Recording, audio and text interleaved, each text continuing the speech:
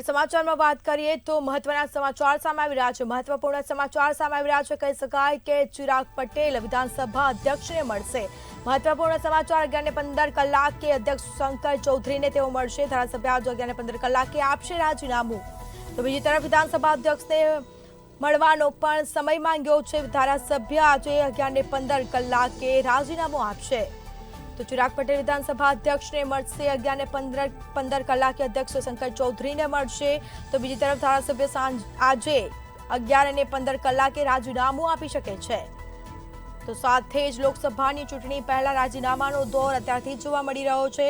ધારાસભ્ય આજે 11:15 કલાકે રાજીનામું આપશે।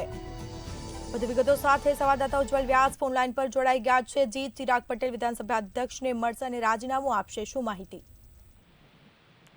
આપને જણાવી દઉં કે સવારથી જ ખંભાતના ધારાસભ્ય ચિરાગ પટેલના હાઈ વોલ્ટેજ ડ્રામાની રાજકીય શરૂઆત થઈ ગઈ હતી। આ હાઈ વોલ્ટેજ ડ્રામાની અંદર તેઓ પહેલા એમએલએ ક્વાર્ટર્સ ગયા હતા, ત્યારબાદ સર્કિટ હાઉસ પર પહોંચ્યા હતા અને ત્યારબાદ એક રેસ્ટોરન્ટની અંદર પોતે નાસ્તો કરતા હતા। પરંતુ મીડિયાની પૂછતા મીડિયા સમક્ષ તેમને રાજીનામા અંગે કોઈ પણ સ્પષ્ટતા કરી ન હતી। પરંતુ હાલ વિધાનસભાના અધ્યક્ષ શંકર ચૌધરીએ અનૌપચારિક વાતચીતમાં એમ કહ્યું હતું કે ખંભાતના ધારાસભ્ય ચિરાગ પટેલે મને મળવા માટેનો સમય માંગ્યો છે।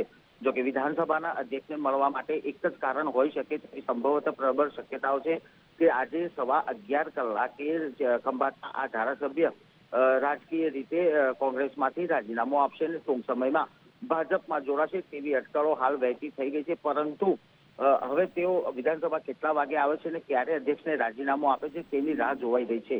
શ્વેતા, જી, વિગતો આપવા બદલ આપનો આભાર। તો ધારાસભ્ય આજે 11:15 કલાકે રાજીનામું આપે છે। સાથે જ વિધાનસભા અધ્યક્ષને મળવાનો પણ તેઓએ સમય માંગ્યો છે। તો બીજી તરફ ધારાસભ્ય આજે 11:15 કલાકે રાજીનામું આપશે।